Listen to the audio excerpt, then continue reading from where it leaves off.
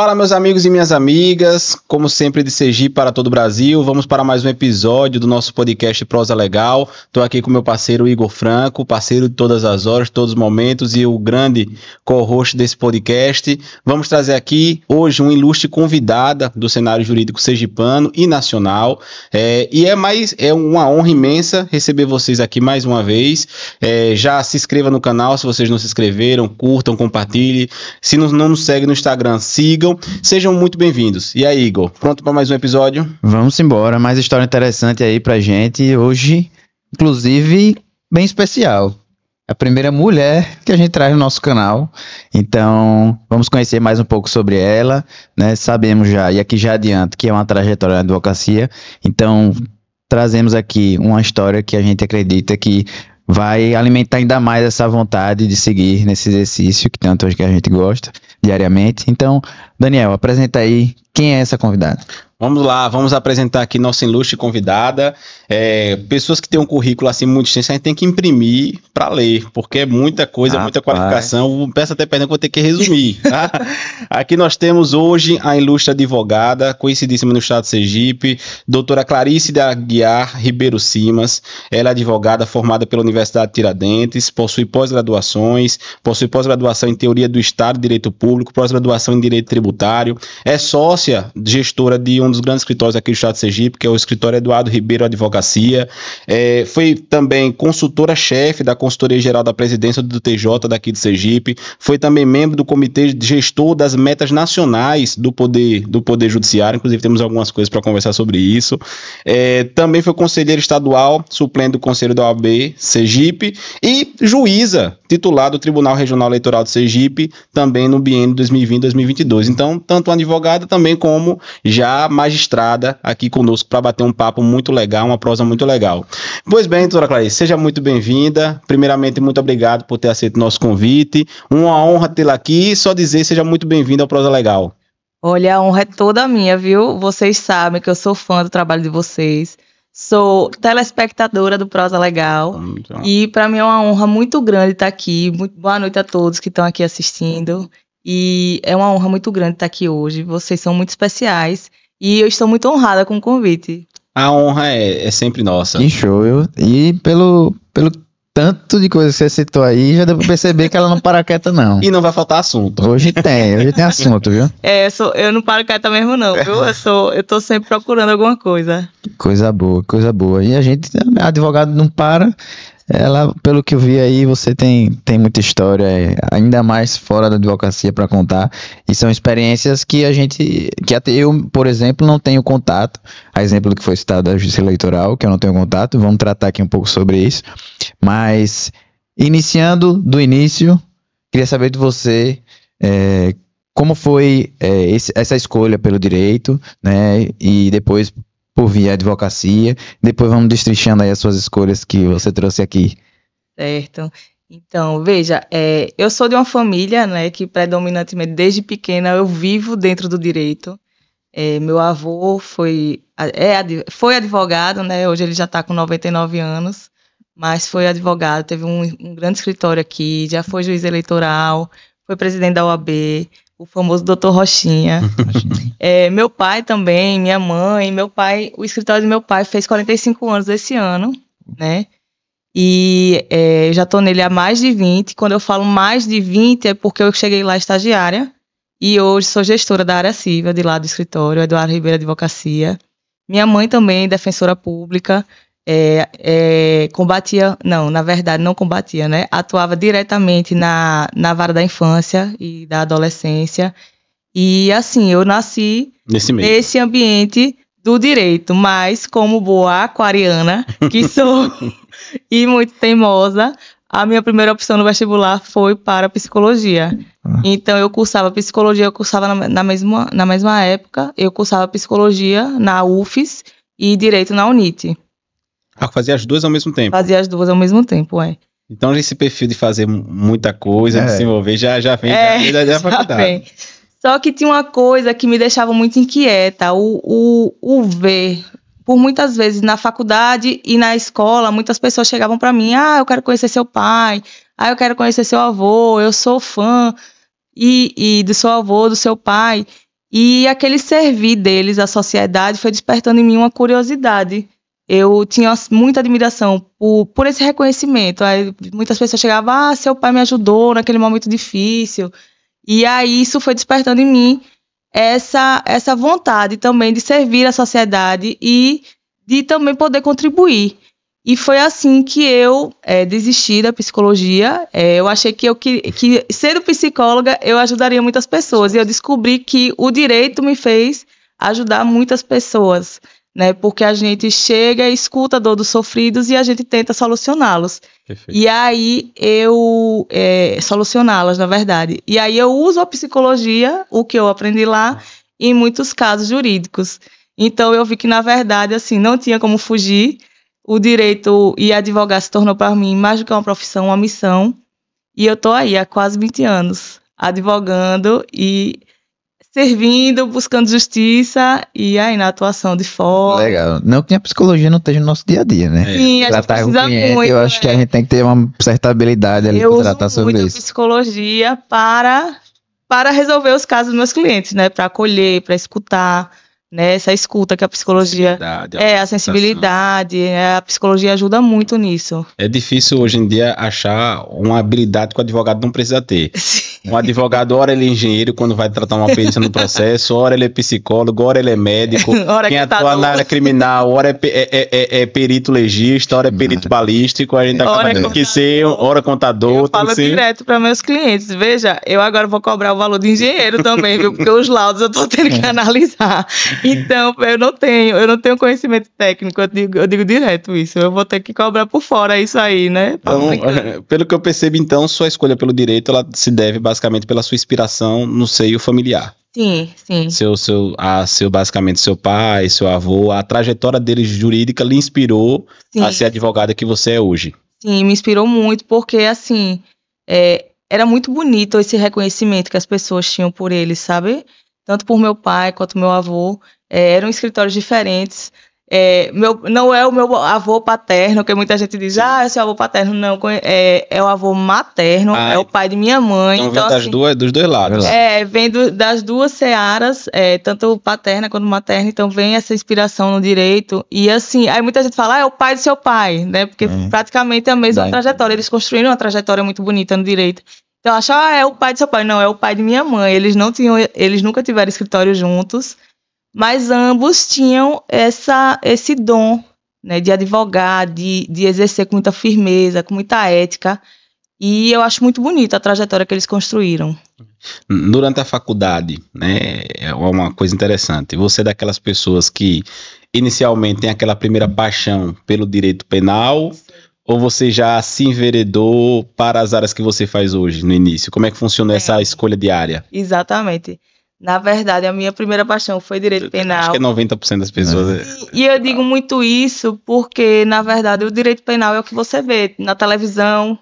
Geralmente, quando você está assistindo jornal à noite, aí passa algum caso criminal. As repercussões. E aí você começa a associar com o que você vai aprendendo. Porque não passa, assim, um caso de usucapião na televisão. É verdade. Né? Então, geralmente, são casos da esfera penal. Então, você começa a fazer aquela ligação com o que você aprendeu na sala e isso eu acho que vai despertando nosso interesse.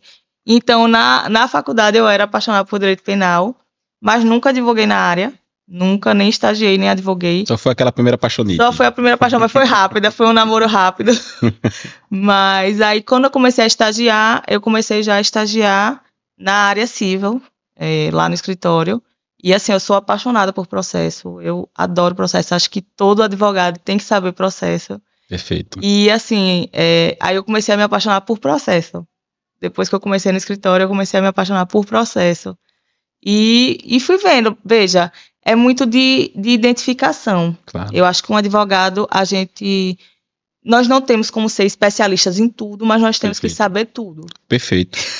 É uma análise, inclusive, que a gente até conversou com um dos convidados que nós tivemos, que às vezes, hoje eu escuto muito um discurso, e é um discurso em parte correto, falando, não, a importância da especialização, o advogado que faz tudo não faz nada, e de fato a especialização, ela é importante, né?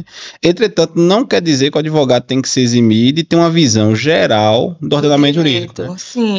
Por exemplo, o professor Fred Didier, por exemplo, ele sempre diz o seguinte, que ele critica muito quando a pessoa fala, não, eu só sou processualista, eu só sou civilista, eu só sou penalista.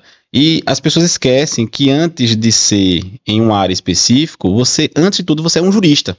E um advogado. Então, o advogado, a pessoa que não tem essa visão, isso é muito importante ouvir de uma pessoa com a experiência que você tem, tanto na advocacia como na magistratura, essa frase é importante para que as pessoas saibam que, embora elas possam se especializar em uma área de atuação, não quer dizer que elas não tenham que ter uma visão geral, boa e aprofundada do sistema jurídico como um todo. Até o encaminhamento. Às vezes, é para a pessoa encaminhar para um profissional, para um parceiro, para um especialista, você tem que ter uma visão, saber se o problema é empresarial, se o problema é trabalhista. Isso. E às vezes você ficar muito, vou ficar só nesse foco aqui, vou ter a visão só na parte de família, vou esquecer do resto. Você não consegue prestar um bom serviço. Assim, veja, na época que eu comecei a advogar, a gente advogava. Não se escolhia, eu só quero fazer direito penal, eu só quero fazer direito civil.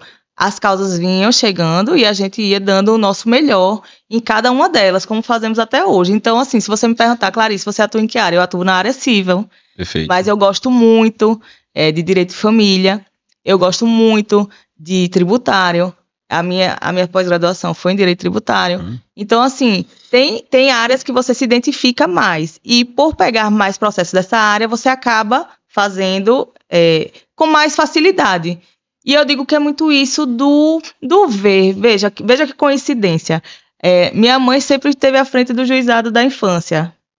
Muita adoção, guarda, tudo isso. E meu pai, já nessa área civil, tributária, de empresas, e foram as duas áreas que eu sempre me identifiquei. Mais uma vez. Eu não sei se é muita herança, se é um pouco de herança, não sei, ou se foi porque foi o que eu convivi. Eu não estagiava com minha mãe lá na defensoria, não. Mas já fui muitas vezes lá ajudar ela, mas o meu estágio era mais no escritório. Mas eu ajudava ela muito lá na defensoria. Perfeito. Mas são as áreas que eu gosto. Mas eu tento saber um pouco de tudo. De tudo. Com certeza, é importantíssimo. E acaba que uma matéria puxa a outra, né? Acaba, por exemplo, se pegar direito de sucessões, acaba tendo um pedacinho do tributário, né? E de empresarial. Então, tudo puxa uma coisa, né? Inclusive, um outro convidado...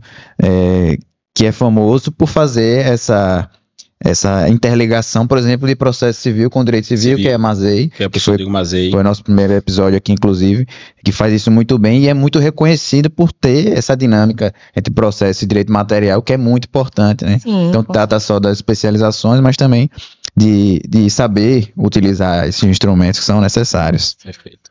E em relação ao estágio que se iniciou ali no escritório, você enveredou já ali nesse ponto para o direito civil. Sim, sim. Ao se tornar advogada, você advogou sempre no direito civil. Sim. Quais são hoje para você, quais são os desafios hoje que você visualiza em um grande escritório que leva o nome de seu pai? Qual o desafio para você hoje, analisando um escritório desse tamanho, frente ao direito civil, processo hoje, atualmente? Já com essa experiência que você tem desses anos aí. Mas hoje em que sentido você fala de desafios? Os desafios do escritório, de gerir o escritório, amparado aí no direito civil e essas evoluções que tivemos aí nos últimos anos em relação ao processo digital. O que é que você vê? Na verdade, eu são quase 20 anos, né, de advocacia, e eu posso lhe dizer que eu acompanhei... Quase quantos?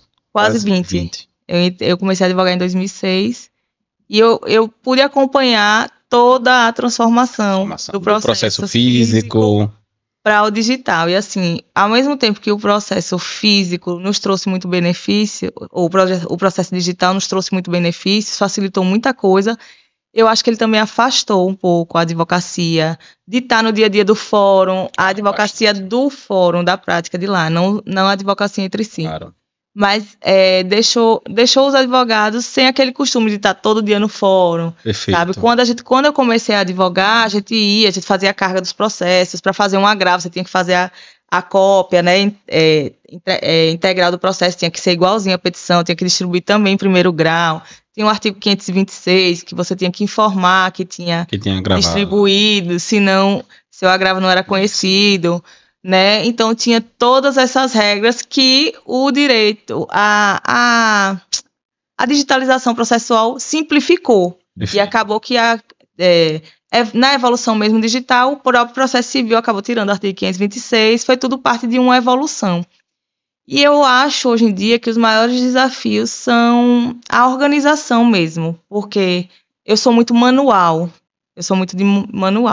de sistema manual, tudo de fazer.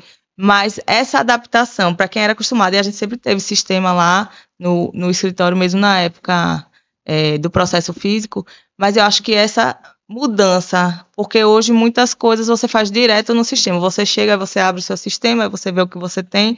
Em alguns outros escritórios, inclusive, você tem uma pessoa que é só para protocolar os prazos.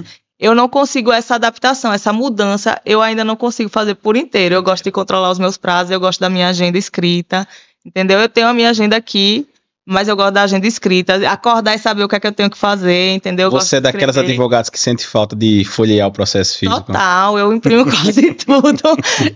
quase tudo, meu Deus do céu. E assim, cansa muito a vista ver só o processo ali, né? E eu gosto de riscar, como eu digo, eu gosto do riscado, destacar, entendeu? Na época, então, que as testemunhas eram digitadas, os depoimentos eram digitados. Claro. Eu sei que facilitou muito a gravação da audiência, mas era muito melhor para mim ler o que a testemunha dizia e, sabe? E grifar. Eu sou muito manual. Eu funciono melhor. Eu também gosto disso, eu também gosto de escrever. Às vezes eu falo que às vezes eu escrevo, às vezes nem leio depois, mas é como se eu tivesse uma técnica de memorização, de organização mental, isso né? Mesmo. Eu também sou assim. Às vezes eu tô por exemplo, até para atender um cliente, ele tá falando, eu tô escrevendo. Às vezes nada com nada. Aquele papel ali não vou usar, mas eu escrevo pontos do que eles vão dizer para me concentrar ali, entendeu? E o processo eletrônico tem muito isso, só do ler. Quando você vê, a cabeça da gente no dia a dia já é cheia de coisa para resolver, então você está no meio do processo, você já não está sabendo o que está em cima. Verdade. Então muitas coisas eu ainda imprimo, vou confessar aqui. Eu achei interessantíssima essa sua reflexão sobre o processo eletrônico, né? Porque realmente é um avanço. E eu digo assim, óbvio que tem vários benefícios. Por exemplo, números. Um advogado, quando os autos eram físicos, ele ficava muito limitado à sua atuação, à sua comarca. Sim. Né? E hoje o processo eletrônico, o advogado, hoje em dia, não raramente a gente vê lá no perfil, atuação em todo o Brasil. O advogado de um lugar, ele pode, até uma pessoa que não tem uma grande estrutura, ela consegue prestar um serviço em qualquer lugar. Fazer audiência em qualquer lugar do Brasil. Às vezes até sem audiência, todas as audiências, hoje temos o juízo 100% digital, também implementado pelo CNJ. Então, tem seus avanços, mas ao mesmo tempo você trouxe uma preocupação que eu acho que é legítima, que é talvez colocar os advogados em uma determinada zona de conforto. Né? Aí você trouxe esse exemplo que eu achei bem interessante sobre essa questão de você ir no fórum, né? Às vezes eu acho que a pessoa ia lá no fórum pegar um processo, já aproveitava que tinha um pedido pendente, já passava lá na vara para conversar com o juiz, diligenciava, né? E aí eu lhe pergunto isso, dentro dessa perspectiva, já que você vivenciou basicamente essa transição, né, dos autos físicos para os autos eletrônicos, digitalização, juiz 100% digital, hoje já está se falando em núcleo de justiça 4.0 e por aí vai. E aí eu lhe pergunto, né, o que é que o advogado, e principalmente o advogado que já inicia nessa nova fase, precisa estar atento para que ele não fique numa zona de conforto e isso gere um prejuízo prático nos seus processos? Que, por exemplo, o advogado que permanece achando que advogar é só ficar no seu escritório, às vezes ele vai deixar de ter êxito por um esforço que ele poderia ter praticado. Então, assim, o que é que você acha que a pessoa tem que ter em mente, se preocupar, como é que ela tem que dosar essa atuação do escritório e no fórum? O que é que você aconselha? Eu acho que a gente tem que estar sempre atrás dos nossos processos, né? Nós, advogados, nós não somos só produtores de teses, né? Nós temos que estar atrás dos nossos processos. Eu vejo que muitas pessoas vão lá fazer uma petição perfeita, tal, mas depois não protocolam e pronto, né? E o bom é sempre estar lá, é sempre ir, sempre pedir, né, para dar uma olhada, despachar, pedir para botar logo concluso. O digital facilitou muito essa parte, porque assim, hoje em dia nós temos a justiça, o Tribunal de Justiça de Sergipe já é muito célere, e a digitalização tornou ainda mais. E aí, mas nós ainda temos que estar sempre lá. Eu acho que despachar com o juiz é fundamental. Eu acho que apresentar memoriais é fundamental. Eu acho que tem uma liminar para sair, eu acho que você tem que ir lá, entendeu? Eu acho que temos que estar sempre atentos a isso. Agora, aproveitando, acho que tem uma pessoa muito capaz para responder essa pergunta, é você, porque você é advogada há basicamente 20 anos e foi magistrada. E aí eu lhe pergunto, né, esclareça pra gente. Tem muita gente que acha, o juiz não gosta, o juiz, ele às vezes você já ouviu de alguns jovens advogados, e de alguns advogados até mais antigos, falam, não, esse negócio de despachar, às vezes você vai lá, até irrita o juiz não tem tempo não, ele lê o papel. Eu lhe pergunto, o juiz, você como juíza, gostava quando o advogado ia despachar, quando o advogado ele ia lá levar um memorial, fazia diferença? Você já chegou, por exemplo, era comum você mudar uma decisão ou mudar um raciocínio por esse trabalho do advogado? Ou realmente é uma coisa que não funciona para nada? Não, faz muita diferença, eu acho que lá, quando eu estava no TRE, inclusive, eu recebia muitos elogios por causa da celeridade do meu gabinete. Então, assim, os colegas advogados sempre elogiavam a celeridade. E eu tenho para mim, eu creio que é pelo atendimento ao colega. Por estar sempre ouvindo, eu acho que você ouvir o colega facilita o seu julgamento. Por quê? Porque o colega vai lhe dizer, olha, eu tenho isso, está em folhas tais do processo. Perfeito. Entendeu? E aí você já vai direto ao ponto. Porque, veja, se eu acho que o seu posicionamento está certo, realmente eu comprovei isso, eu não vou ter que chegar do início, da página 1 do processo, até o final da sua defesa para dizer, não, ele está aqui dizendo que comprovou, e nas folhas está... Não, eu vou ter uma visão geral do processo, mas se o comprovante, por exemplo, digamos que seja um pagamento, se o comprovante de pagamento dele disser, está aqui, nas folhas tais, e botar tudo certinho, você já vai facilitar nesse ponto. Então, assim, eu acho que tem situações que são importantíssimas você ir lá e despachar com o juiz. Eu acho que é importantíssimo. Isso é interessante, pessoal. Não é... Porque um advogado falando, a pessoa vai dizer, advogado tá falando mesmo porque advoga e quer ser ouvido. É uma pessoa que advoga e que também já esteve na posição de magistrada. Então, faz muita diferença. Saia da cadeira do seu escritório, veja o que é que você precisa, faça memoriais, vai lá despachar, que faz toda a diferença. Tem até um colega nosso da advocacia, Dr. Fábio Fraga, que ele tem um lema. Sim, né? De vez em quando não, quase sempre ele posta a foto. Quando ele está no tribunal, ele sempre posta, não se advoga do conforto do escritório. E é verdade, né? A gente não pode advogar só do conforto.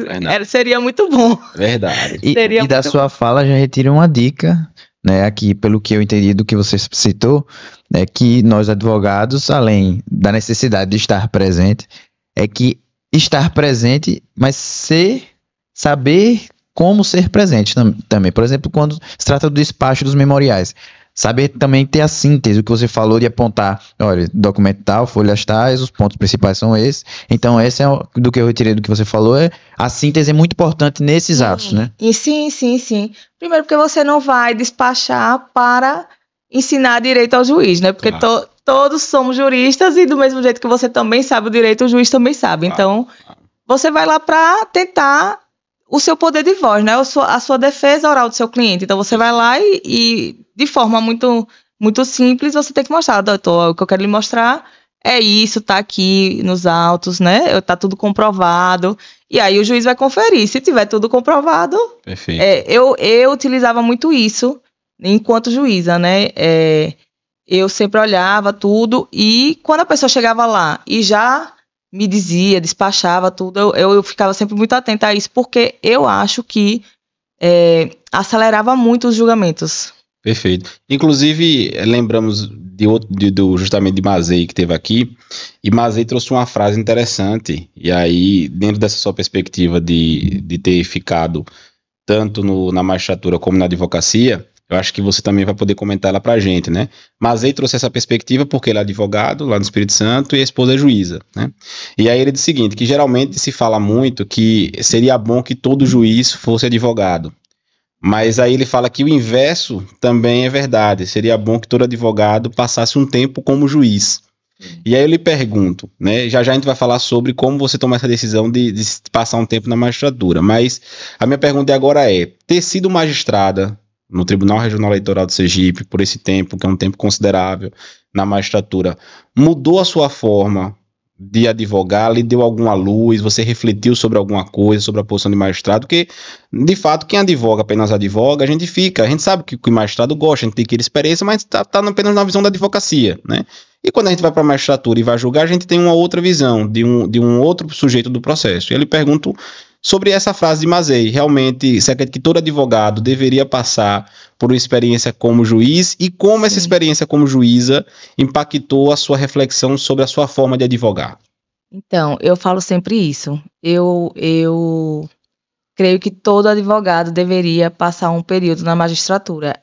Eu acho muito importante, sabe, para o profissional em si.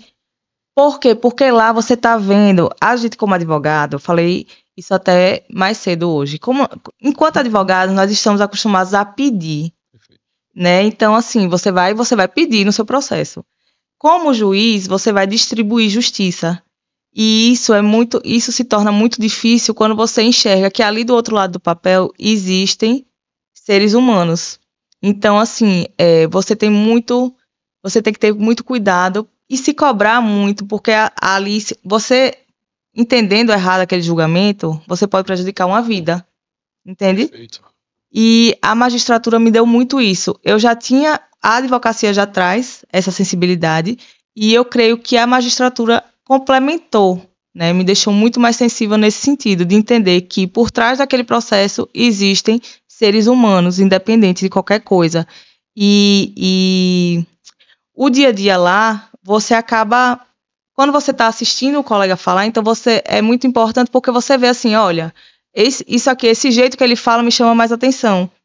Isso que ele coloca na petição me chama mais atenção, entendeu? Você, como juíza, você vai vendo o que é que você gostava de ver numa petição, o que é que você gostava de ouvir, né? O que é que ele fazia aplicar aquele direito ali, entendeu? Então, eu acho que foi uma experiência, assim, muito enriquecedora profissionalmente, porque você acaba vendo o outro lado, você vê, assim, como é que os colegas pedem ao juiz e como é que me agradava aquele pedido ou como era que desagradava. Que era que o advogado às vezes falava, eu dizia, ei, assim, não é legal chegar assim no juiz, entendeu? Às vezes a gente até vai você acabou corrigindo algumas coisas que a gente acha legal, mas às vezes do outro lado a gente vê, pô, não é tão legal. Eu dizia, Clarice, quando eu voltei, quando eu estava lá no TRE, eu não advogava na área eleitoral, mas eu podia advogar, eu só era impedida de advogar na área eleitoral, então eu continuava advogando normal, até porque eu sempre advoguei na civil.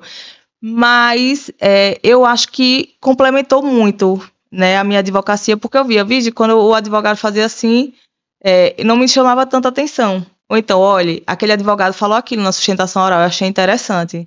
Entendeu? Quando ele chamou a atenção assim, eu achei interessante. Ou então, sabe? Eu acho que me complementou nesse sentido. Eu pude assistir o advogado pelo lado de cá. Perfeito. Sem ser acostumado, assim, sem ser assistindo de advogada para advogada, entendeu? Então, realmente, a frase de Mazei faz muito sentido. Eu acho que é muito importante, Muito interessante. E partindo desse tema, qual foi o seu interesse? Como foi dar esse pontapé para chegar até essa nomeação? E depois disso, pode emendar como é o procedimento. Com certeza deve ter advogados ouvindo aí que não conhecem o procedimento até chegar na nomeação de juiz eleitoral, para você citar aqui para a gente. Né? Primeiro... E aproveita, diga também por que você quis ser esse. Na verdade, eu quis experimentar e ver como era o outro lado. Eu já tinha tido a experiência no Tribunal de Justiça. No Tribunal de Justiça, eu exercia funções lá de parecer, tudo, de assessorar o presidente. E ali você aprende muito a julgar, né? Porque você está assessorando o presidente daquele tribunal. Então, assim, já foi um pontapé. E aí, quando surgiu a oportunidade, que eu vi que estava aberta, aí me despertou, assim, não, eu quero tentar. E a área eleitoral é uma área muito dinâmica, né? Muito interessante, inclusive. E aí eu chamei meu pai e disse, olha, eu quero tentar conhecer a magistratura pelo outro lado. E meu pai, né, coitado, não tem nem... todo mundo acha, não foi seu pai que mandou não, o coitado só recebe a notícia e só aceitou. E tem que ir apoiar a filha, né, e ele realmente me apoia em todas as minhas decisões. Então ele você quer, vamos lá, né, e aí o processo é justamente esse. Primeiro você tem uma sessão do Tribunal de Justiça, né? Você se inscreve lá, abre para todos os advogados. E aí você faz sua inscrição e aí os desembargadores agendam a data da sessão e aí é no Tribunal Pleno mesmo. E aí eles fazem uma lista tríplice e essa lista tríplice, ela vai para o presidente da República. E aí é o presidente da República no final que seleciona um. Perfeito. E aí, e assim, eu posso lhe dizer, todos os advogados que estão aqui assistindo, se tiverem a oportunidade de se inscrever, eu acho muito importante. É uma experiência única. Que massa, que massa. Realmente é algo curioso. Muito. E que muitas pessoas não sabem. Realmente muitas pessoas não sabem, mas que dá realmente uma visão totalmente, como é que eu posso dizer, revolucionária na forma de ver o direito, de enxergar o direito. Que a gente tem que entender também que, como advogados, nós somos um personagem do direito. Um personagem, um sujeito do processo e exercemos uma função dentro daquele personagem que nós somos. Entretanto, existem outros personagens. Sim. E para a gente atuar nesse sistema jurídico de uma maneira adequada, nós temos que enxergar o outro. Né? Então, assim, como você bem falou, eu às vezes vou lá, eu tendo que isso aqui é importante, vou colocar na petição assim, pronto, para mim tá bom, a petição tá bem construída. Mas quando você tem a visão do magistrado, você fala, poxa, será que o magistrado, uma pessoa lá com vários processos para julgar, como é melhor de ler, né? E aí, por exemplo, e são coisas que não se ensinam na faculdade, né? Você aprende na prática, mas que quando você tem uma pessoa para falar, melhora. Por exemplo, não é incomum você ter advogados preparando memoriais no tamanho de petições. Sim. Né? Não é incomum.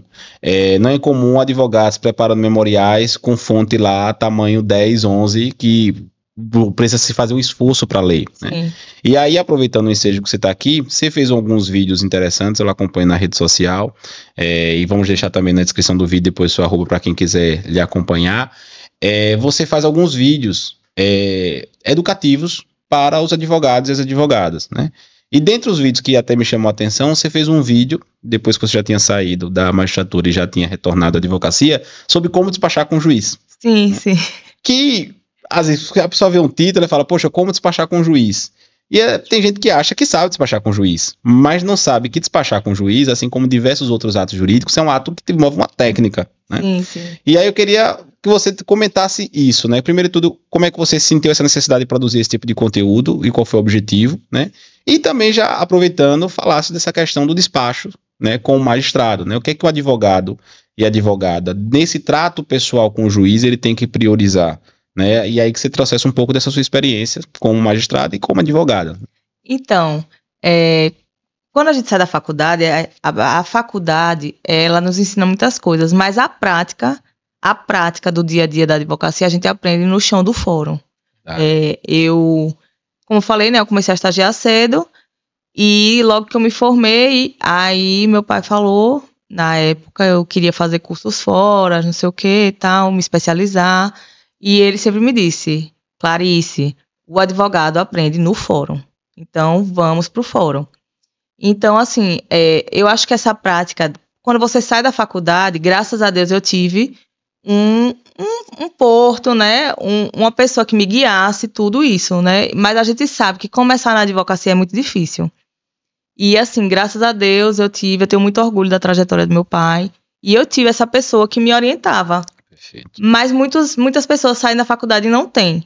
Então, assim, eu sentia muita falta disso, né? Eu queria deixar um legado nesse sentido para as pessoas que estão saindo.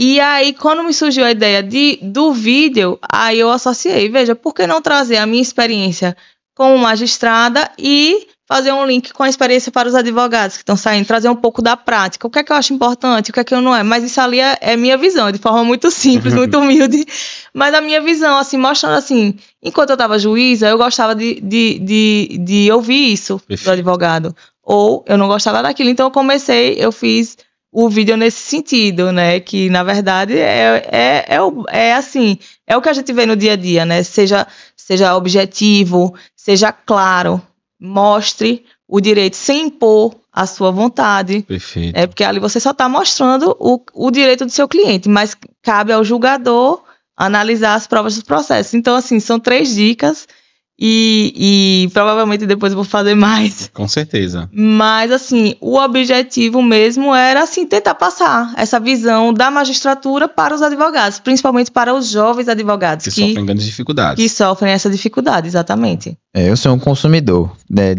principalmente de dicas em relacionado a advogados que já têm um tempo maior de carreira, e é super importante. Às vezes a gente acha que vai fazer um vídeo e acho que não tem muita importância, mas na verdade muito se alimenta do conteúdo.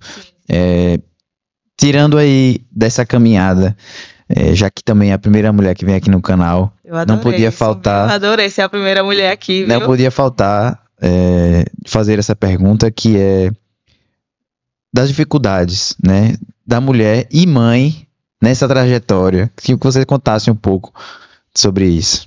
Isso é importantíssimo. Vocês viram, né? Eu tô aqui no estúdio, tô com minha filha, porque quando eu tava saindo, ela ficou chorando, então eu trouxe, ela tá lá fora. Mas são as dificuldades que a gente vê. Eu, na verdade, eu demorei a ter filha, eu fiquei muito focada na advocacia. E quando a Natália nasceu, ela nasceu no dia do meu aniversário, de 39 anos. Então, assim, ela já nasceu, eu já tinha uma certa maturidade, porque quando eu comecei a advogar, a gente fica muito... Eu sou péssima para delegar, entendeu? Então, meus processos, eu gosto de olhar tudo, eu gosto de conferir as petições, eu gosto de fazer eu mesma a petição. Perfeito. E, assim, eu entendo que ela chegou para mim no momento certo, que eu tinha uma maturidade maior para delegar, que eu tinha pessoas de confiança que trabalham comigo e foram esse suporte mesmo. Mas quando eu engravidei, eu era conselheira estadual da OAB, eu era juíza do TRE e eu era advogada. E aí eu digo, mas se veio é porque Deus sabia que era o melhor momento. Então, assim, quando ela nasceu eu já não estava mais conselheira, mas eu ainda estava no TRE e também estava advogando. Então, assim, era ano de eleição de governo. E aí, quando tem eleição de governo no TRE, a gente faz o primeiro grau. Né? Quando é eleição de prefeitura, a gente é o segundo grau, porque o primeiro grau são as varas do interior. Perfeito. E aí eu peguei logo a eleição de governo. Então, assim, ela nasceu em janeiro, no dia do meu aniversário, e em março eu voltei pro tribunal. E assim, aí a gente enfrenta várias coisas. E aí a gente enfrenta, é dia de vacina, mas tem sessão e a gente tem que estar lá. Mas assim, eu entrei lá no tribunal certa disso. Né? A gente fica 2 anos lá e 2 anos passa muito rápido. E assim, quando você entra lá, você se apaixona por aquilo, você realmente quer servir, né? Servir a advocacia, representar a advocacia. E assim, eu tinha uma rede de apoio muito boa. Então, assim, eu demorei mais para voltar para o escritório, mas para o TRE eu voltei logo. Voltei lá, só tinha 2 meses. E aí, eu despachava muitas vezes com os colegas, né? O meu gabinete lá, eu sempre despachava. Então, assim, não existia isso do colega chegar lá e não ser atendido. Então, muitas vezes eu despachava por Zoom, né? Porque eu estava amamentando, eu estava com ela, tudo. Mas eu despachava por Zoom, o próprio assessor lá marcava a reunião. Mas é um desafio grande, porque, veja, eu estava brincando hoje falando isso. Quando a gente chega para trabalhar 8 horas, parece que já correu uma maratona, porque você já acordou a criança, já deu o lanche, já deu o lanche, já organizou o lanche, já deu o café da manhã, já arrumou para ir para a escola, deixou na escola. Quando deixa na escola 7h30, parece pronto, ali parece que já é meio-dia. Aí você chega no escritório. Aí chega no escritório. Exausta, né? Chega exausta. Aí quando chega aí, tem que olhar a feira, tem que olhar não sei o quê, tem que olhar não sei o quê, tem que ver o negócio do cachorro. Aí você para, agora eu vou trabalhar, né? Porque aí se você pegar mais alguma coisa, você já vai fazer outra coisa. Então agora eu vou me concentrar no meu processo. Aí começa, aí dá a hora de pegar a criança na escola. E assim a gente vai levando, Rapaz, não existe mais aquele vou para aqui, para trabalhar aqui 8 horas seguidas, né? São várias interrupções. Sim, não tem mais cuidado isso, com a né? família. E assim, meu marido, graças a Deus, assim, é muito presente, mas tem muitas coisas que são a mãe, né? E assim, ela esse período eu tô um pouco mais afastada de casa, assim, tô fazendo muitas coisas fora. E assim, ela tá sentindo muito, por isso hoje mesmo eu passei o dia fora, quando eu cheguei já foi pra vir pra cá, ela ficou chorando na porta, por isso que eu trouxe, eu digo, não, vamos, porque eu sou uma mãe muito presente pra ela, entendeu? Sou eu que levo na escola, sou eu que pego, sou eu que levo pra hípica, Então, assim, eu sou uma mãe muito presente. Então, assim, quando eu tô fora, e eu me organizo. Desde a época que ela nasceu, tipo, eu voltei com 2 meses, e assim, fazer petição, fazer despacho, pode ser de madrugada mesmo, entendeu? Dormir, pra mim, é quando dá e se der, né? Mas eu sou assim desde pequena. Vocês já viram que eu gosto de fazer muitas coisas, né? Então eu sou assim desde pequena. Se eu tiver que tirar qualquer função da minha vida, eu tiro o sono. Entendeu? Aí já teve puxada. Puxadíssimo. Então várias vezes, assim, por exemplo, eu demorei a voltar do escritório, mas eu fazia tudo de casa, porque graças a Deus também o processo eletrônico facilitou isso. Perfeito. E várias vezes era ela amamentando e corrigindo no celular a petição, entendeu? Ou então ela dormindo, que ela dormia muito no colo e ia olhando aqui, mandando mensagem. Isso o processo eletrônico facilitou muito. Claro. E assim, aí logo depois eu voltei pro escritório. Quando eu voltei pro escritório, ela já estava com 4, 5 meses. Ouvindo esses relatos, né, são coisas que, por exemplo, a maioria dos homens não sabe o que é, né, só sabe quem realmente é, quem tem local de fala para dizer como é, né? É muito fácil você falar, não, assim, tal, você é de fora, você nunca passou por isso. E só realmente quem sabe é quem passa, né? Sim. E assim, se manter, ter a maternidade presente, se manter na advocacia de formativa, ter outros projetos e fazer tudo com esmero, é uma coisa que realmente só a mulher. Só as mulheres para saber, esses pratos. Para dar conta. E às vezes quebra, viu? E às vezes, realmente. E aí eu lhe pergunto, aproveitando que você está aqui, eu lhe faço uma pergunta agora sobre representatividade feminina no cenário jurídico, né? Assim como diversas outras áreas, nós ainda temos, né, um grande reflexo de machismo. Nós temos algumas posições jurídicas que nós temos, quer queira ou quer não, ainda uma quantidade predominante de homens em detrimento das mulheres, e as mulheres vêm lutando, graças a Deus, com a representatividade, buscando seu espaço, né?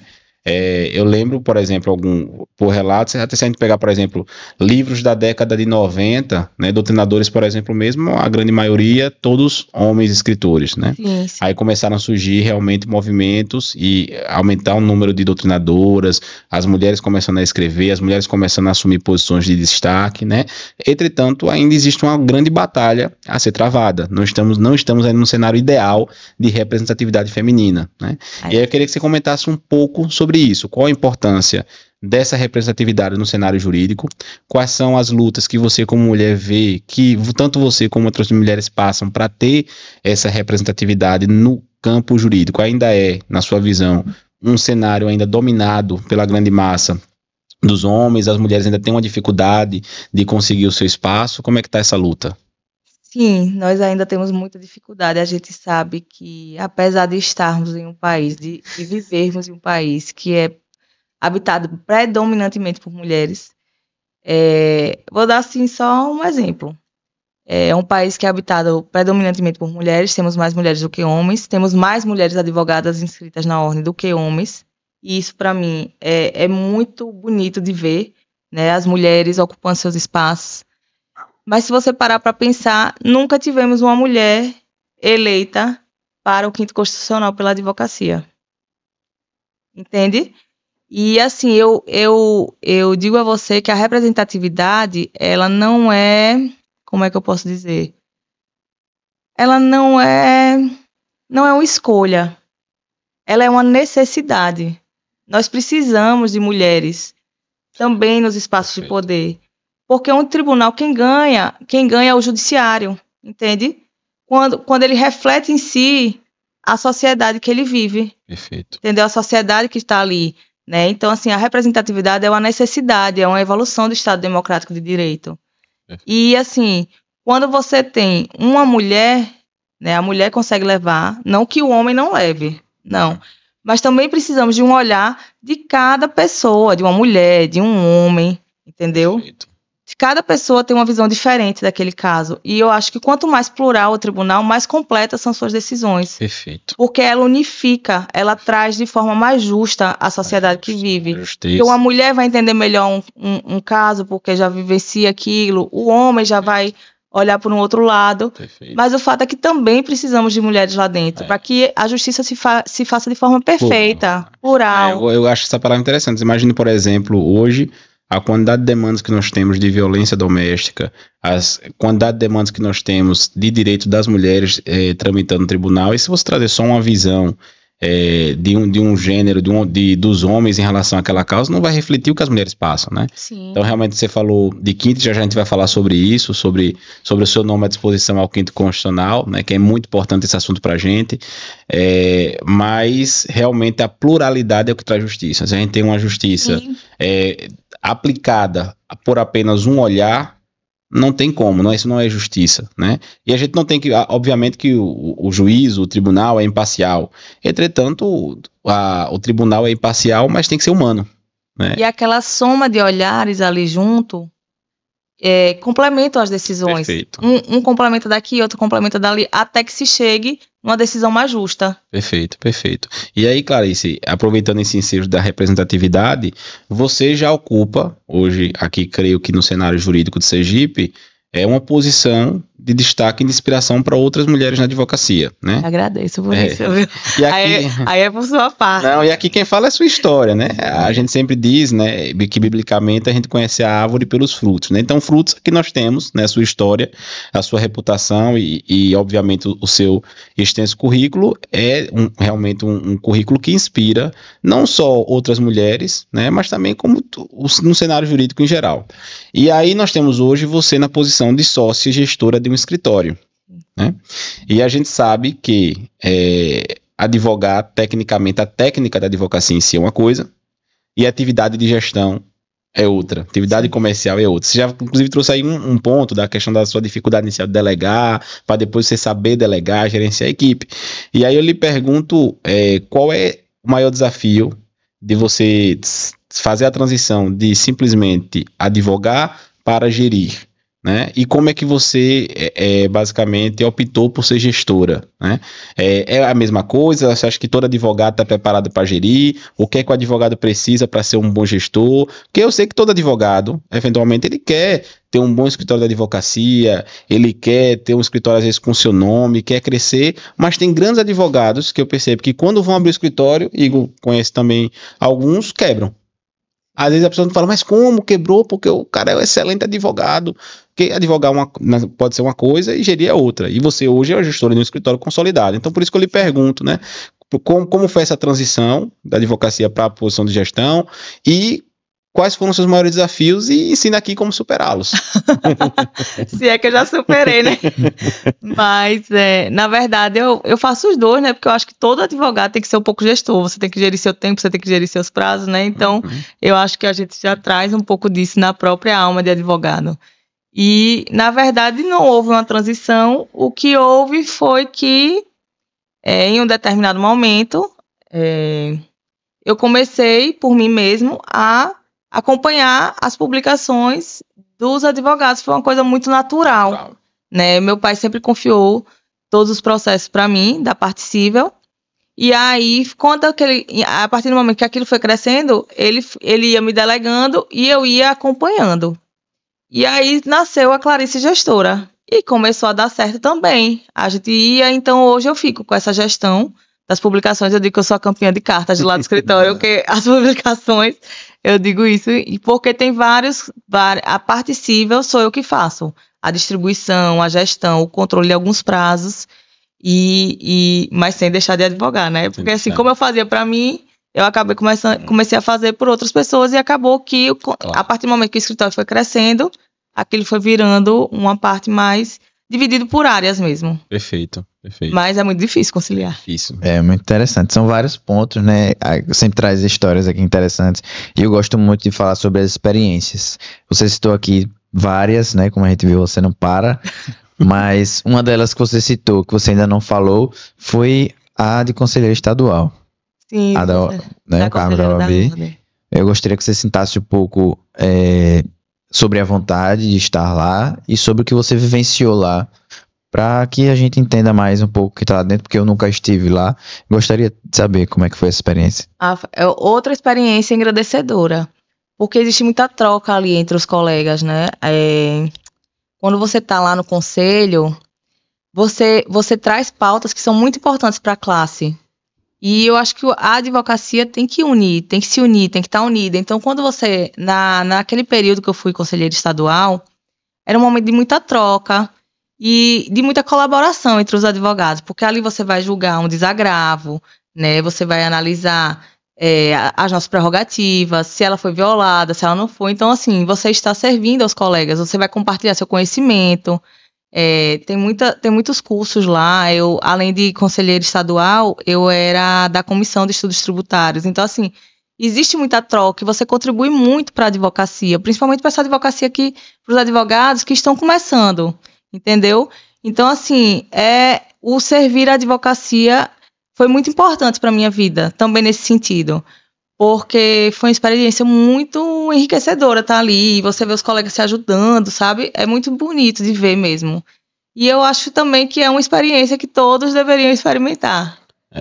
Se você for, você vai gostar. E aqui até peço... E olha que eu vou lhe dizer, viu? Na minha época, só complementando aqui, na minha época, as sessões começavam 6h30 da tarde, na segunda-feira, que é o pior dia. E terminavam, acho que 1h30 da manhã. Tinha umas que terminavam meia-noite, 1h30 da manhã. Eu acho que as pessoas estão achando, dizendo, meu Deus, me dê a disposição de Clarice. Não quero não, eu não posso perder não, viu? Eu não posso perder não, viu? Essa disposição. Eu achei interessante e acho bom puxar essa reflexão, que assim, a gente vive, eu sempre digo isso, obviamente sem nenhum tipo de medo de afirmar, que nós vivemos num cenário de profissão que envolve muita vaidade, né?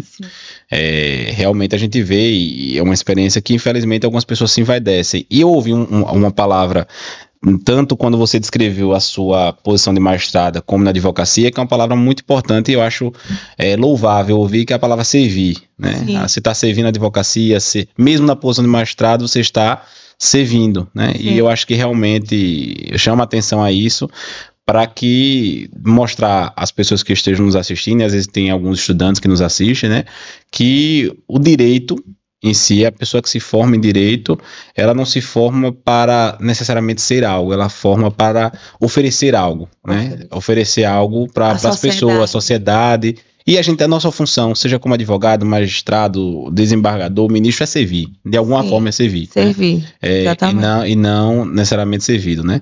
E aí eu, aproveitando essa reflexão, vamos agora trazer para uma coisa que eu acho que é uma pergunta que a gente sempre faz para quem advoga e serve de inspiração para jovens advogados e jovens advogadas. Se estabelecer na advocacia não é fácil, Clarice. Não. É muito difícil. É muito difícil. Né? Cada um, obviamente, a sua dificuldade, né? Por exemplo, você já narrou aqui que você, por exemplo, tinha pessoas do direito na família. Obviamente que isso já ajuda.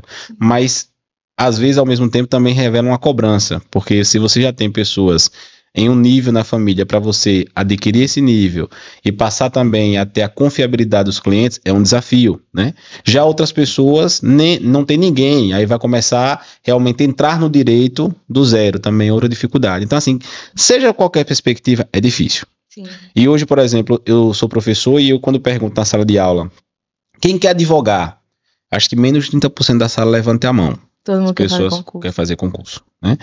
Por quê? Porque a advocacia está saturada, porque a advocacia não dá dinheiro, está difícil, a advocacia é só aqueles poucos escritórios, e existe uma dificuldade. Sim. Tanto é que se a gente pegar, por exemplo, hoje a quantidade de pessoas que tem a OAB ativa e a quantidade de pessoas que a gente vê no fórum e advogam, são coisas distintas, né? Estar advogado e ser advogado são coisas diferentes, né? E aí você é uma pessoa que tem 20 anos de carreira. Você é uma pessoa quase. E você veio de uma transição de épocas, você começou lá em 2006, está advogando até agora em 2025, foi para a magistratura, mas por opção, não foi assim, tu realmente foi para agregar o conhecimento. Eu lhe pergunto, quais são as principais dificuldades que você vivenciou na advocacia? E qual, dentro dessas dificuldades, o que é que você pode trazer de reflexão para que pessoas que hoje querem advogar, enfrentam essa dificuldade, possam persistir na advocacia? Tá. Você tá, na verdade, você tá falando das dificuldades que eu enfrentei como advogada ou as dificuldades do começo? Porque, veja, como você falou, todos têm suas dificuldades. Perfeito. E eu entendo que ter meu pai comigo, né, logo que eu saí da faculdade, para me guiar, me orientar, tudo isso, é um privilégio enorme. Quando eu me formei, eu já tinha toda uma estrutura de escritório, cliente, né? E isso para mim foi muito bom, entende? Perfeito. Mas ao mesmo tempo, eu me cobrava muito e a cobrança vinha muito de mim. Por quê? Porque ele construiu uma carreira com muita técnica, com muita ética, com muito comprometimento. E eu sempre quis manter isso. Então, eu sempre me cobrei muito. Então, eu sempre estava estudando, eu sempre fui a primeira a chegar no escritório, eu sempre fui a última a sair. Por isso que eu tinha essa dificuldade, eu corrijo petição por petição, a minha escrita tinha que ser perfeita.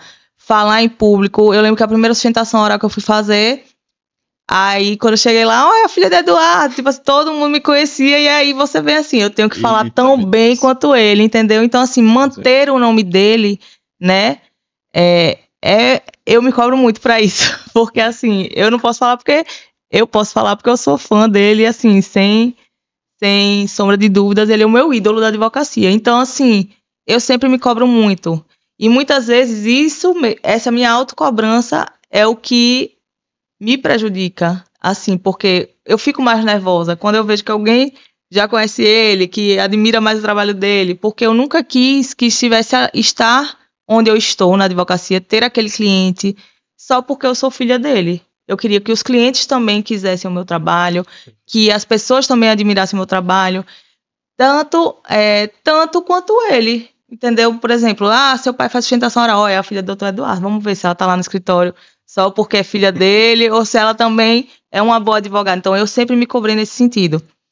E, assim, eu me cobro até hoje em relação a isso, entendeu? Às vezes ele até diz, não precisa tanto, você já é uma advogada pronta, mas eu tô sempre me cobrando, tô sempre estudando, tô sempre buscando, entende? Porque, assim, ele deixou um legado muito bonito para a advocacia, ele me abriu inúmeras portas e eu sempre honrei cada porta que ele abriu. Eu lembro que em certo momento lá, quando eu estava no TRE, aí na primeira lista tríplice e depois veio a segunda.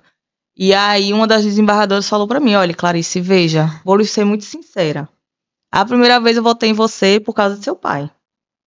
Hoje eu voto em você por causa de você. Porque eu trabalhei com você aqui, eu vi o seu comprometimento, eu vi como você é justa. E assim, aquilo me emocionou muito porque eu sempre trabalhei para isso.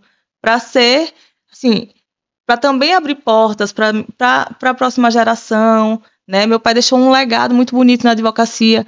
Ele com o Gegel mesmo, acho que foi o primeiro escritório grande daqui de Sergipe, o primeiro escritório empresa, né? Então, assim, ele abriu portas para muitos advogados, né? Eles dois abriram portas para muitos advogados, vários advogados já foram estagiários lá do escritório, e você vê hoje fazendo uma carreira bonita, entende? Então, assim, eu também quero deixar esse legado para as próximas gerações, para as próximas, sabe? Para as pessoas que chegaram lá no escritório e continuar mesmo a carreira dele, assim, vai ter um momento que ele não vai querer mais advogar, né? Assim, ele é um advogado assim como eu de alma, mas vai ter um momento que meu avô mesmo, até antes da pandemia, com quase 90 anos, continuava advogando. São advogados de alma, mas tem um momento que a pessoa, né, não tem mais. Meu avô hoje, se ele pudesse, eu tenho certeza que ele continuaria advogando. É muito bonito isso. Mas hoje ele já não consegue, né? Hoje o corpo dele já não acompanha a cabeça, entendeu? E eu vivo dizendo ao meu pai gosta de ser advogado, meu pai advoga por amor, assim como eu. Mas vai ter um momento, né, daqui a uns 10, 15 anos, ou 20, né, ou mais, vai ter um momento que o corpo não vai acompanhar já na terceira idade. E assim, eu quero deixar o que ele construiu e eu quero levar para o futuro, sabe? Legado, né? Para as próximas gerações que chegaram no escritório. Eu sempre quis isso, eu sempre me cobrei nesse sentido. Então, assim, ao mesmo tempo que eu tive essa facilidade, mas eu tinha essa autocobrança de manter a qualidade. De atender às expectativas, né? E de manter a qualidade, entendeu? Eu sempre tive isso. E aí, essa foi a primeira dificuldade após me formar. Perfeito. É muito interessante fazer uma relação, não deixando de ser, porque o escritório também é uma certa empresa, né? Mas se a gente olhar um mercado em geral, realmente é muito complexo suceder, né? Na própria família, suceder uma empresa e se manterem nessa performance, né? Sim. Que vocês têm mantido, que é muito interessante, né? E é admirável, né? A gente olha, apesar de não estar lá, olha de fora, vê que tem uma longa história, né? Inclusive comentaram um dia desse um colega advogado que até seu avô tinha um dos menores OAB que ele já tinha visto. O número da OAB do meu avô é 190. 190, interessante. 190, tá cedida a OAB. Fica lá no memorial. Massa, que quando ele parou de advogar, ele cedeu, porque hoje a OAB mais antiga, efetiva, né? Sim. É a dele, de meu avô. Massa. Daniel, já viu aqui, ela não para, né? Experiência tem de monte. Sobra. E se deixar falar é a noite toda, viu? Agora, a advogada adora falar. Faça a pergunta agora sobre o novo desafio dela aí, que ela não, já que não para, tem um agora que é importantíssimo. Agora nós tivemos a feliz surpresa de ver o seu nome colocado à disposição da advocacia para o nosso 5º constitucional. A eleição vai ocorrer agora em 19 de novembro, né? E você colocou esse nome para que os advogados possam votar, né, dentro dos votos que os advogados possuem, para que você possa concorrer, né, no tribunal e posteriormente na lista tríplice para ser nomeado pelo governador para o cargo de desembargadora. E aí, da mesma forma que eu lhe perguntei sobre a primeira decisão de passar pela magistratura no TRE, eu lhe pergunto agora, quais são os fatores que motivaram essa decisão? Bom, os fatores que me levaram... Na verdade, foi justamente isso, poder levar para o tribunal, e eu falo isso com muita tranquilidade, não só a técnica, né, que me credencia nesses quase 20 anos de advocacia, mas a experiência que eu já tive como desembargadora eleitoral, né, na verdade, nesses quase 20 anos, como você mesmo pôde ver, eu já fui conselheira da OAB, já fui consultora geral da presidência do Tribunal de Justiça, já fui juiz eleitoral, e eu creio que essa trajetória me credencia a disponibilizar o meu nome. Na verdade, alguns colegas na época, você devia também tentar o 5º, pela sua experiência no tribunal, você era uma advogada lá que representava muito bem a nossa classe e tal, e isso me fez despertar e com muita tranquilidade colocar o meu nome à disposição da classe, para poder levar mesmo essa acessibilidade, né?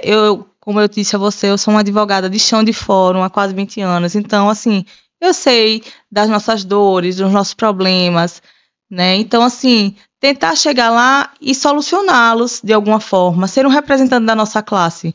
Então, assim, o meu objetivo sempre foi esse, continuar representando a advocacia, independente de estar advogando ou como magistrada, e levar mesmo essa acessibilidade, ser essa ponte entre a advocacia e o judiciário. É realmente uma palavra que você falou aí, que é a questão da representação da classe, né? Sim.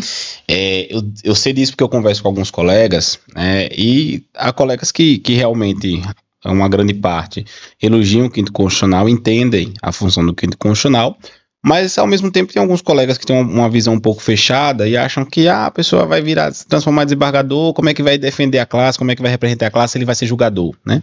E eu queria que você falasse o que é que você acredita, como é que uma pessoa eleita pela advocacia em primeira mão, aprovada pelo tribunal e também referendada pelo governador, precisa fazer para representar a advocacia? Como é que essa representação da advocacia deve ocorrer dentro do tribunal por aquele que for eleito ou eleita pelo 5º constitucional, né? Eu acho que, na verdade, o objetivo principal é estar lá para fortalecer a nossa classe e não para esquecer dela, entende? Então, estar sempre atenta às nossas prerrogativas, combater o aviltamento de honorários, entende?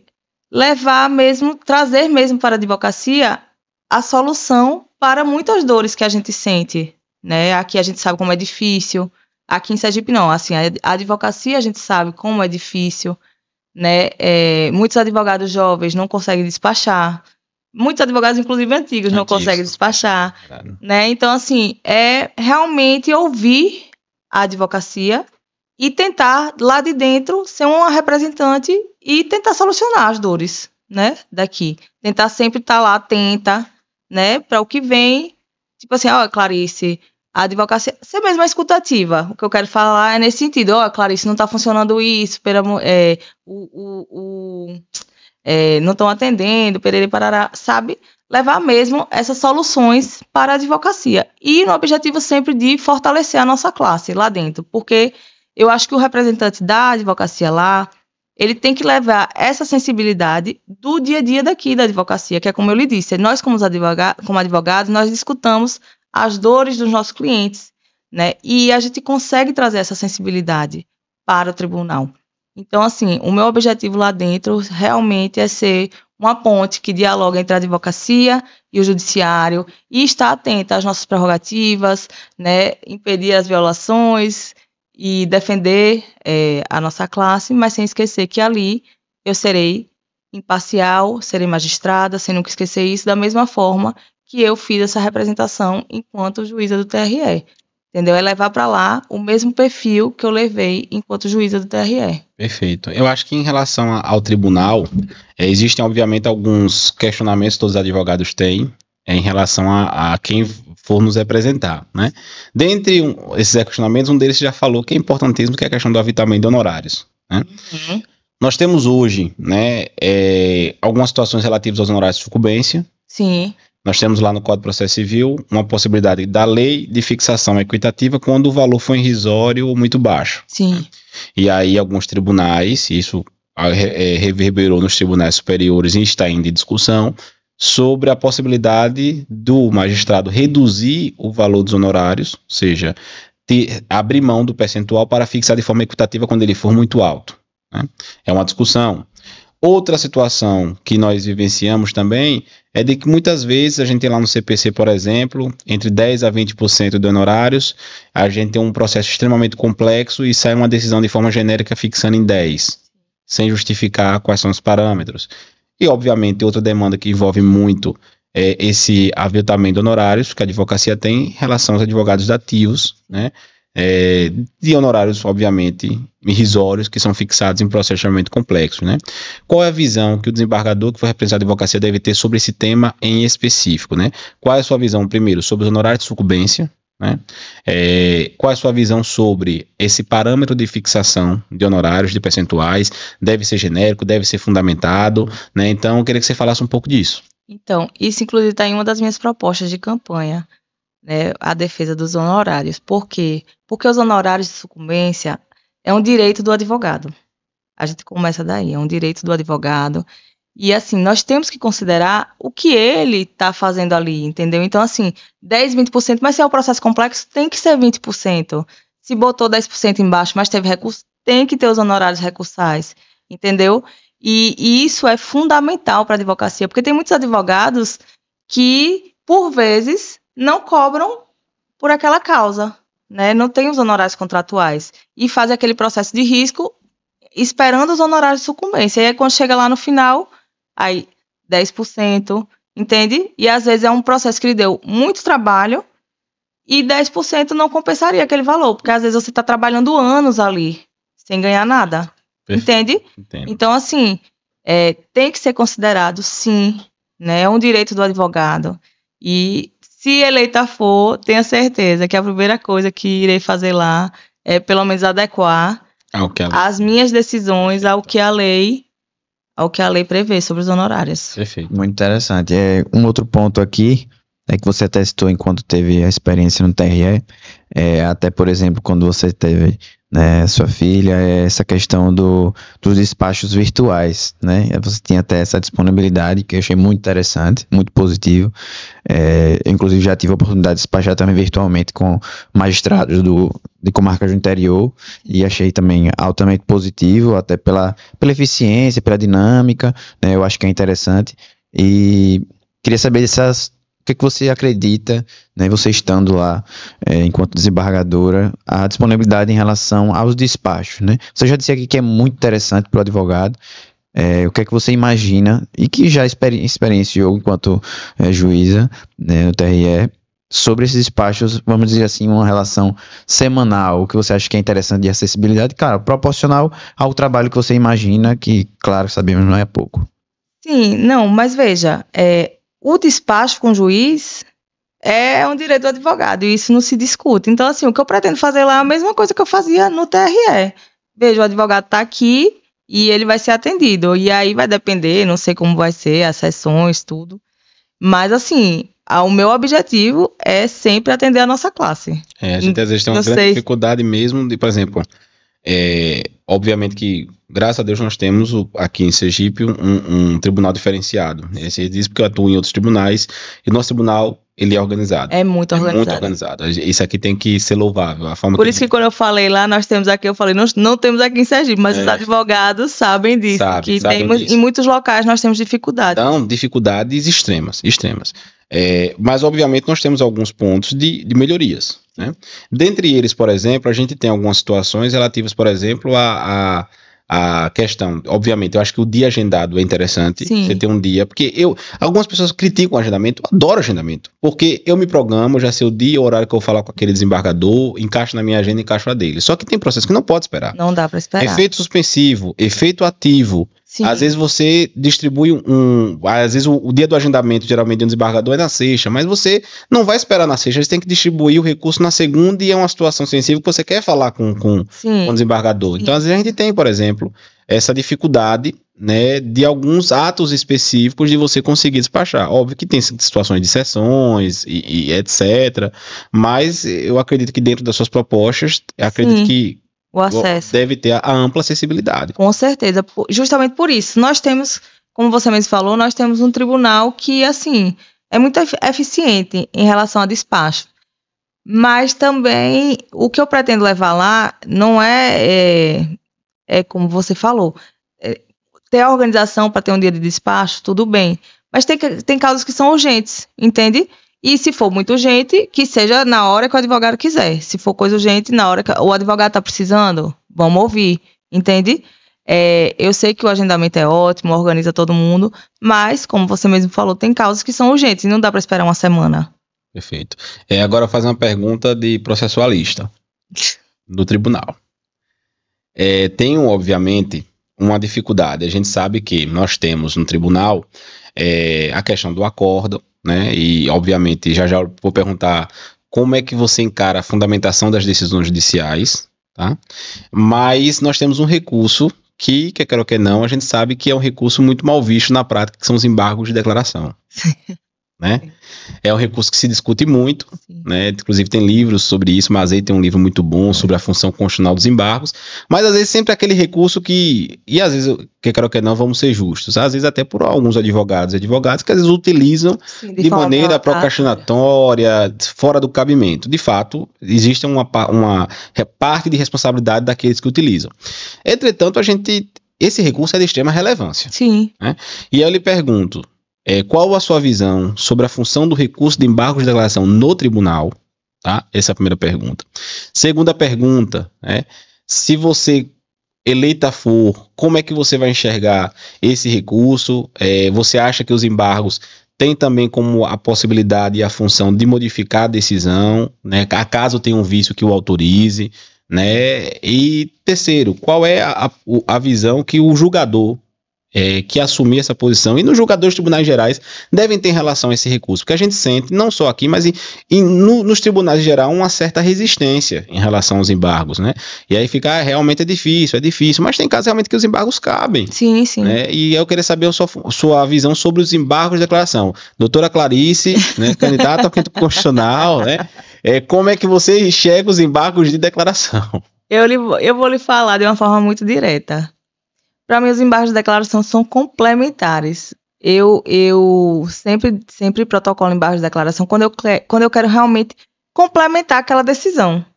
Ou porque ela é obscura, ou porque ela é omissa, ou contraditória. Perfeito. Entende? Mas eu utilizo essa via dos embargos de declaração quando eu realmente tenho fundamentação para isso. E muitas vezes a gente tem. Muitas vezes a decisão está omissa em algum ponto, muitas vezes a decisão é contraditória ou obscura, entendeu? E é fundamental os embargos de declaração. E eu entendo que deve ser analisado caso a caso, sabe? Como todos os recursos e petições devem ser analisados caso a caso.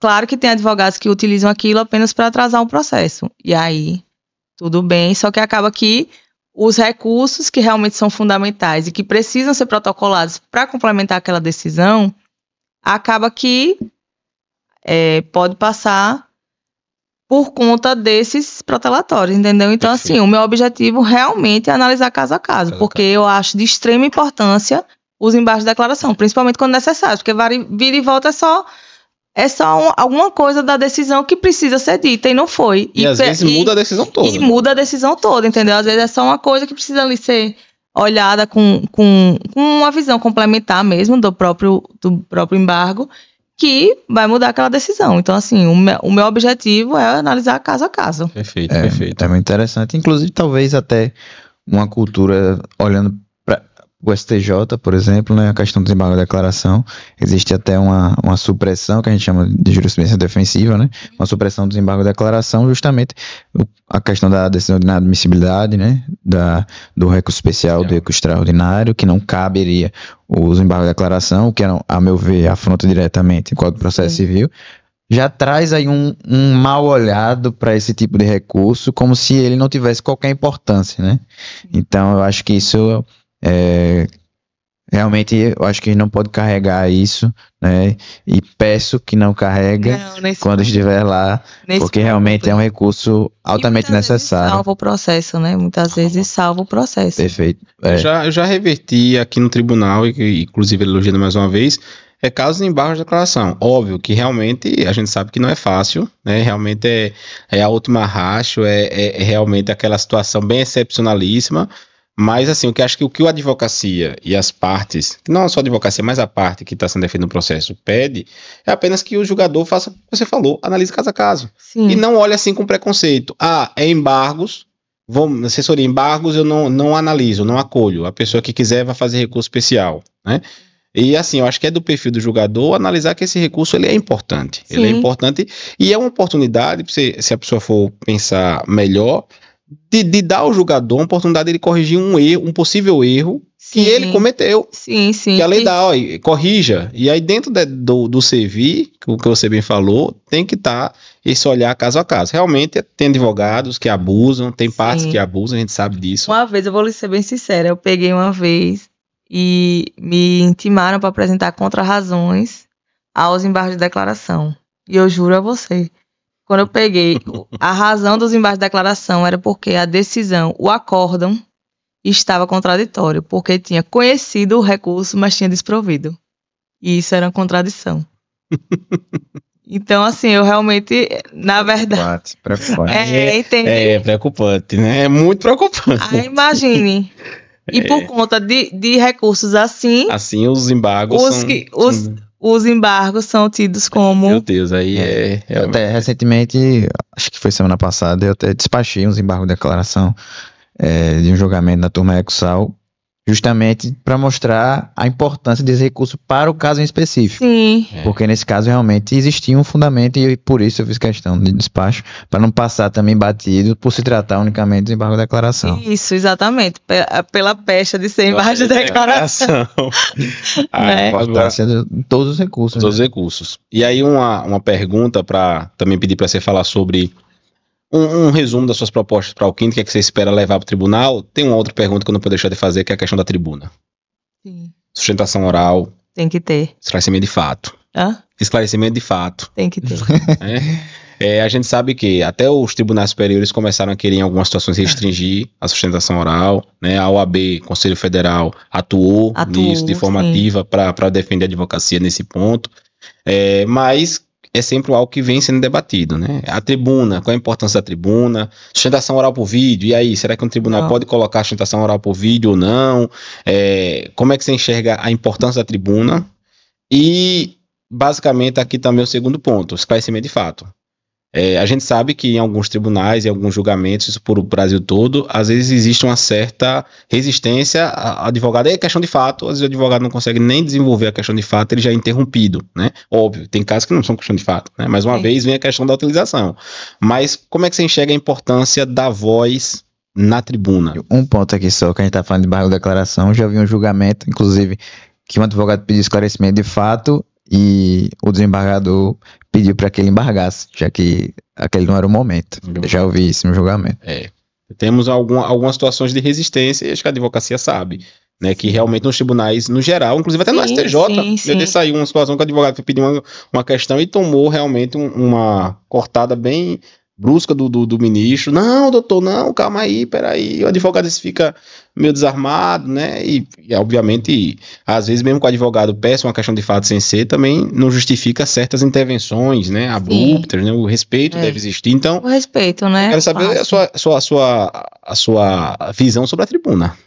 A tribuna é essencial para o advogado. Ó. Nós temos direito de fala, é o nosso momento de oferecer a nossa defesa oral do nosso cliente. E a partir do momento que o cliente lhe pede para defender a causa dele, a gente tem que usar todos os meios possíveis de defesa para aquele cliente. E a tribuna é uma delas, e uma das mais importantes. E é o momento da fala mesmo do advogado. Então, assim, a importância da tribuna para mim, a tribuna é essencial para o advogado. Perfeito. Eu espero que não só aqueles que vêm do quinto, mas que os tribunais, eles entendam isso. Sim. Que, como você falou, a tribuna é a voz.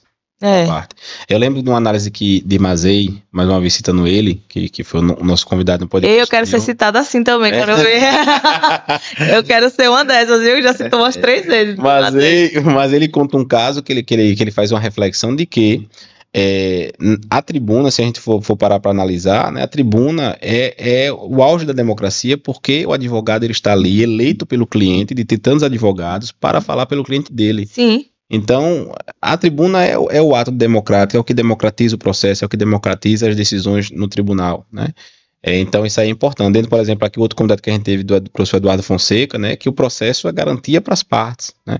Não é para o juiz, não é para o advogado necessariamente, mas para as partes. Então precisa ter uma democratização, precisa ter uma escuta ativa. Sim. E eu acho que a advocacia clama por qualquer pessoa que for eleita para a vaga do quinto. E você que está aqui, que se for eleita, com certeza, pelas suas reflexões e filosofias, vai representar muito bem a nossa classe. O meu objetivo é justamente esse, representar e fortalecer a nossa classe lá dentro. E estar atenta sempre aos advogados. Maravilha. Realmente é muito bom quando a gente vê pessoas assim, colocando o nome à disposição. Parabenizar pela coragem, pela disponibilidade, porque embora as pessoas pensem, né, desembargador trabalha muito. A gente for parar para pensar, na semana, às vezes tem casos de ter 2, 3 sessões na semana, fora as sessões virtuais. Sim. Que o desembargador às vezes fica voltando no final de semana. Sim. Né? E então, com o processo eletrônico, então, que de noite você pode julgar. Justamente, com vários, centenas ou milhares de processos em pauta. Sim. Então, assim, puxado. Realmente é uma pessoa ter muito à disposição de servir, e de servir com eficiência. Né? Sim. Então, realmente lhe parabenizar por isso. Mas, agora falando um pouco, a gente encaminhando aqui, antes desses últimos 8 a 10 minutos finais do nosso podcast, a gente queria conhecer um pouco de você também. Não só de Clarice, jurista, né? Embora você já falou muitas coisas que dizem respeito a você, e dá para ver o seu perfil de pessoa esforçada, de pessoa perfeccionista, que faz tudo com esmero, isso aí Sim. A gente nota. Mas a gente quer saber um pouco de você. Fora do direito, o que é que você gosta de fazer? Quais são os seus hobbies? O que é que você gosta de fazer? Eu gosto de ficar com a minha família. Com a família. Você é caseira? Não, eu gosto de sair. Também. Mas eu acho que a nossa semana já é tão corrida, né? E meu final de semana praticamente é todo em família. É todo em casa, com a minha filha, com meu marido, com minha mãe, meu pai. Praticamente final de semana eu sempre saio com minha mãe e meu pai. Todo domingo eu almoço na casa de minha mãe e meu pai, entendeu? Então, assim, o meu maior hobby é estar com a minha família. Perfeito. E Clarice é isso. Clarice é família. É família, é direito, é empenho, é casa cheia. Entendeu? Basicamente, eu sou assim. Sou muito amiga, sou muito leal. Sou muito parceira, meus amigos mesmo podem confirmar isso. Sou muito parceira, sou muito leal às minhas amizades, aos meus princípios. E, para mim, estar feliz é estar ao lado da minha família, tenho certeza disso. Perfeito. Questões, por exemplo, conhecendo agora um pouco dos seus gostos, né?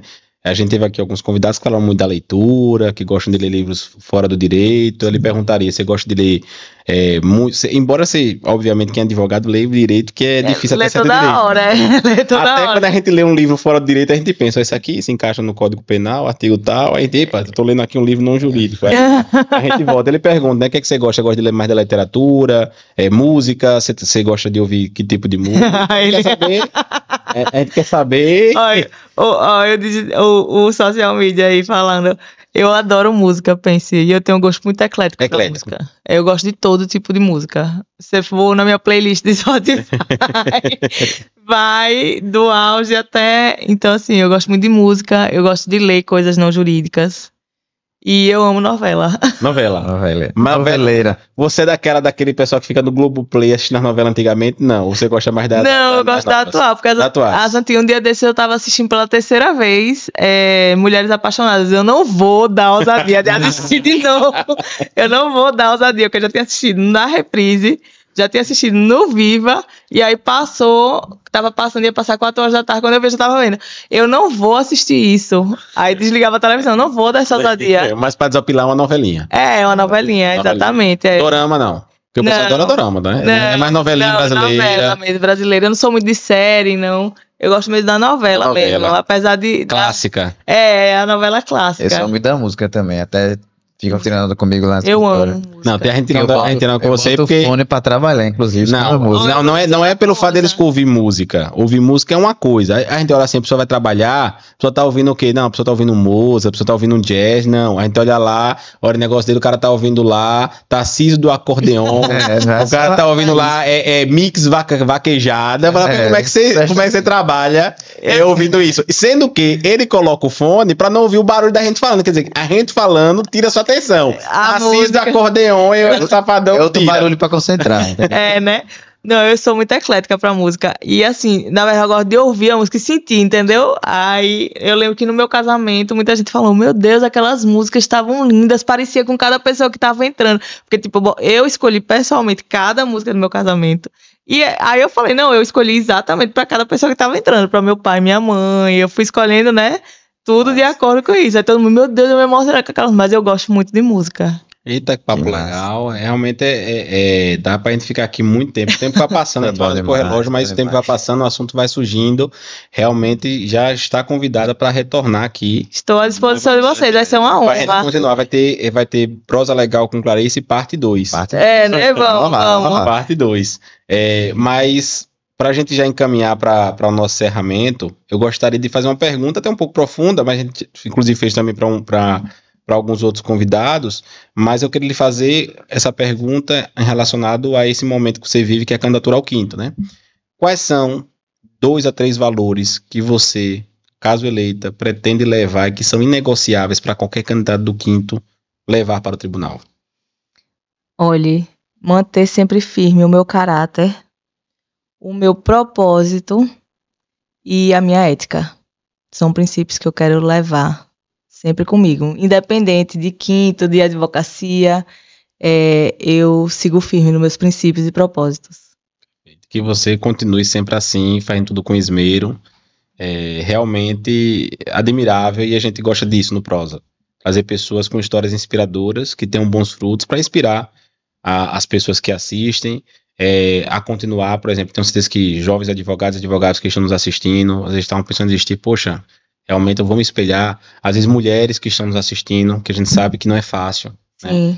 São outras dificuldades, é outro local de fala e vendo uma pessoa como você, que é mãe, gosta de estar em família, faz tudo, né? Advogada, magistrada, já foi coordenadora, conselheira, batalhando, consolidando seu nome e sem desprestigiar também a sua família, a sua filha. Sim. Então é importante e nos inspira. Inspira mesmo. Realmente a gente só tem a agradecer eu que agradeço aqui a oportunidade que vocês me deram de estar aqui na Prosa Legal, né? Famosíssima. Eu, como já disse, sou telespectadora e quero muito agradecer essa oportunidade de estar aqui, né? E dizer a todo mundo que está nos assistindo, no dia 19/11, vote 11, meu nome é Clarice Ribeiro e quero muito ser uma representante da advocacia dentro do tribunal. E agradecer vocês mesmo pelo convite. Parabéns, tanto pela candidatura e pelas experiências que você passou aqui pra gente. Realmente é enriquecedor, né? Eu propriamente saio ainda com mais vontade de ter novas experiências na advocacia, como você falou aí, de tantas experiências na magistratura, na conselheira, OAB, enfim, são caminhos muito interessantes, com certeza engrandecem e lhe tornam o que você é hoje, né, com uma grande advogada. Então, muito obrigado por estar aqui com a gente. Eu que agradeço, a gratidão é toda minha. E agradecer a você também pelas palavras, aos dois, né? Muito obrigada. Eu fico muito honrada em recebê-las. E quero dizer a vocês que, assim como fui a primeira mulher presente nesse Prosa Legal, espero ser também a primeira mulher eleita pelo 5º Constitucional para o Tribunal de Justiça de Sergipe. Show de bola. Fecha aí, Daniel. Perfeito. Então é isso aí, meus amigos. Realmente dispensa muitas considerações finais, um bate-papo muito legal. Reiterar os agradecimentos à nossa convidada. E você que está passando por aqui, não saia sem se inscrever, não saia sem deixar o seu comentário. Gostou, curta, compartilhe, né? Lembrando que sempre o Prosa Legal é isso, né, Igor? É um espaço que a gente busca até sair um pouco do juridiquês, né? Para trazer trajetórias inspiradoras, conhecer das personalidades jurídicas. Às vezes a gente vê um pouco distante daquela personalidade jurídica, nós trazemos para cá para saber como ela iniciou, para saber as dificuldades, para saber as inspirações, para que você, obviamente, conheça mais o direito, não desista, siga em frente e possa se espelhar nesses grandes convidados e convidadas que nós trazemos. Fica aí com mais histórias. Essa aqui foi uma muito interessante. Vem mais episódios aí pela frente, então curta, compartilha, manda para aquele seu amigo que é da área do direito, com certeza ele vai gostar. Então se inscreve aí, vamos até a próxima. Fica aí, escreva. Próximo, já, viu? Já sabe. Isso daqui é já. Esse tem outro. E em breve a gente vai fazer um podcast, um episódio só com a playlist de Igor do trabalho. Poder botar no fundo, né? Valeu. Tchau. Abraço, tchau. Até a próxima.